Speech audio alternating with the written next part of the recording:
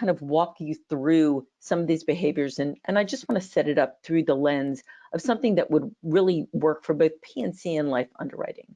So when you think of the steps from submission received all the way through to the data entry, an underwriter completing their initial analysis, the review, completing a quote, talking with the agent and broker about the quote, and then binding the policy.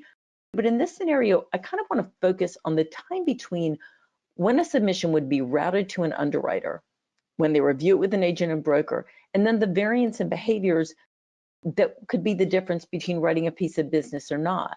And so when you think about this and think about behaviors, so think about a scenario like this, which is really pretty common.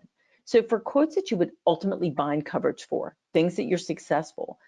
So if the time between a submission, let's say, is more than 12 business days, but then combine that if an underwriter would skip a step of reviewing those rates and options, if you understand, did it matter if that review happened? Do we need the threshold? Do we need to change or adjust the review threshold?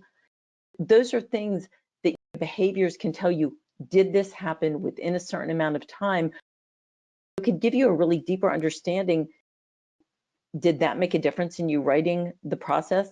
Or is it unnecessarily delaying the process and impacting your win ratio? For underwriting, that type of predictive capability is something that can help your organization on a lot of levels.